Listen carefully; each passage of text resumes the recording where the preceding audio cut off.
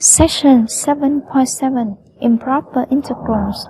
In this section, we extend the concept of integral to the case where the interval of integration is infinite, and also to the case where the integral is unbounded at some point on the interval of integration. These are called improper integrals. We have defined the definite integral from 1 to 3 of 1 over x squared dx on a closed bounded interval 1, 3. Then what about the integral from 1 to infinity of 1 over x squared dx?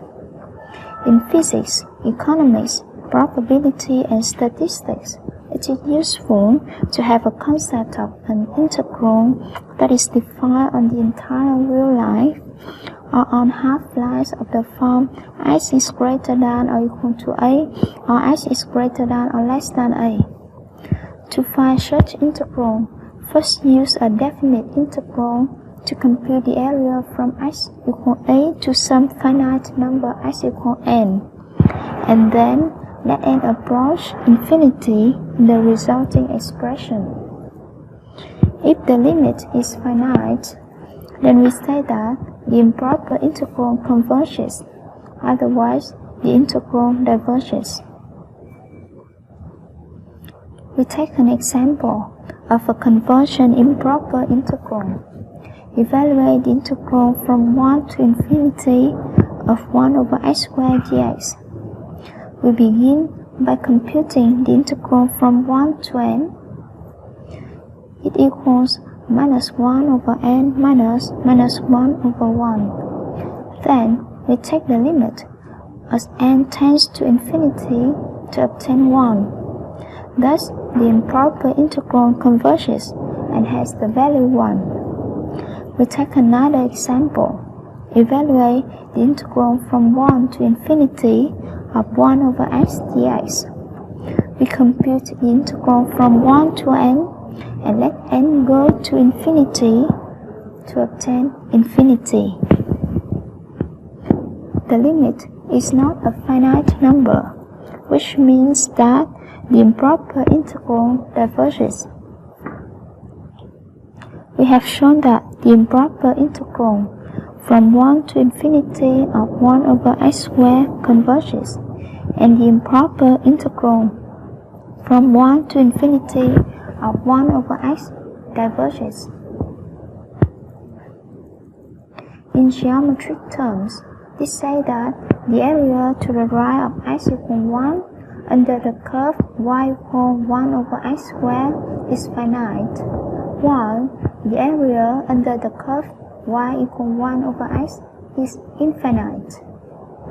The reason for the difference is that as x increases, 1 over x squared approaches 0 more quickly than does 1 over x.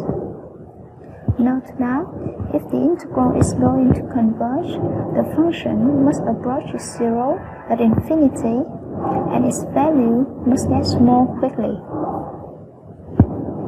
By mathematical reasoning, we can prove that the integral from 1 to infinity of 1 over x to the order of p converges if and only if p is greater than 1. Using this fact, we know immediately that the integral from 1 to infinity of 1 over square root of x diverges because p equals 1/2 and less than 1.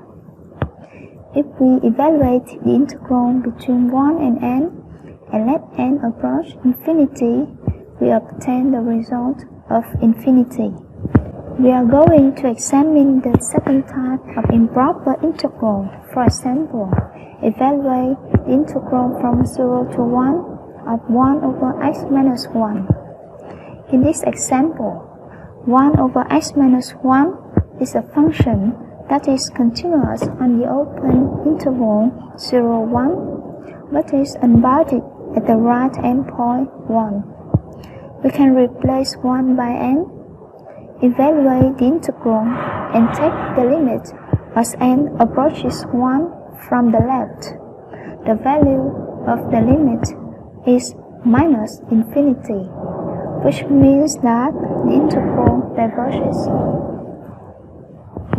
The third type of improper integral appears when both of the limits are infinite.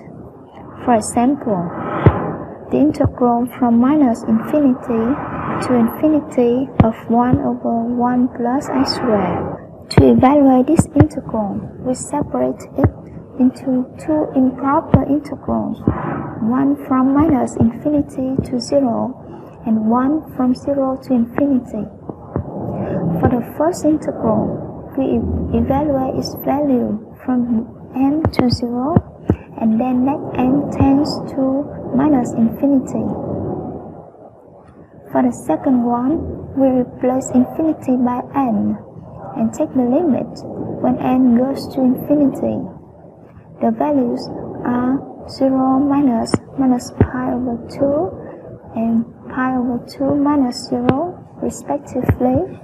So the result is pi. An interesting geometric figure is Gabriel's horn.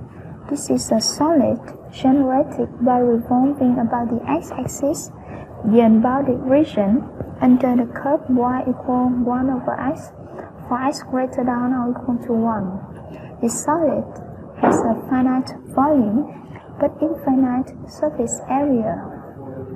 We will use improper integrals to prove these facts.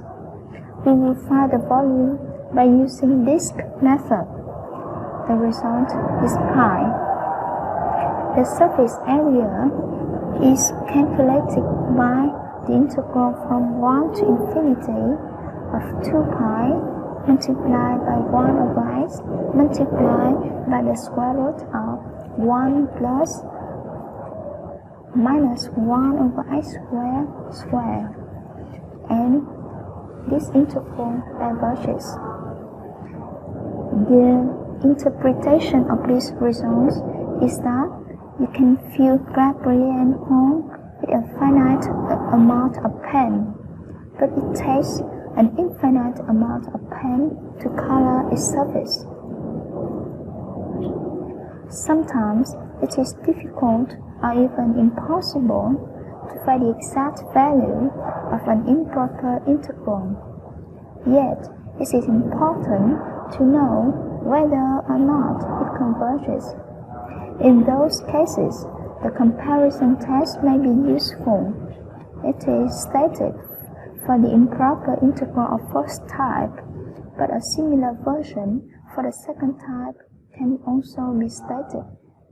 Suppose f and g are continuous functions such that 0 less than or equal to f less than or equal to gx for all x in the open interval from a to infinity.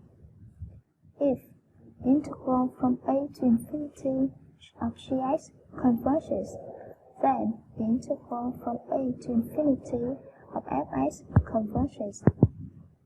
If the integral from a to infinity of fx diverges, then the integral from a to infinity of gx diverges.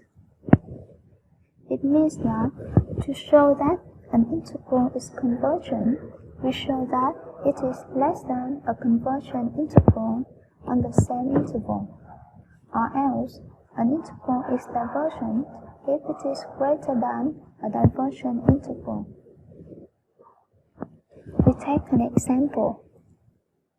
Show that the integral from 3 to infinity of 1 over square root of x minus 1 diverges. We can evaluate this integral directly, but we can prove that it diverges by showing that it is greater than a divergent integral. Note that 1 over square root of x is positive and is less than 1 over square root of x minus 1. And the integral from 3 to infinity of 1 over square root of x diverges because it has the type 1 over x to the power of p, where p equals 1/2, less than 1. Therefore, according to the comparison test, the integral from 3 to infinity of 1 over square root of x minus 1 diverges. Now, we show that the integral from 3 to infinity of 1 over x squared plus 1 converges. Note that 1 over x squared plus 1 is positive and is less than 1 over x squared, and the integral from 3 to infinity of 1 over x squared converges because p is equal to 2. Therefore, the integral from 3 to infinity of 1 over x squared plus 1 converges. This is the end of section 7.7. Thanks for watching.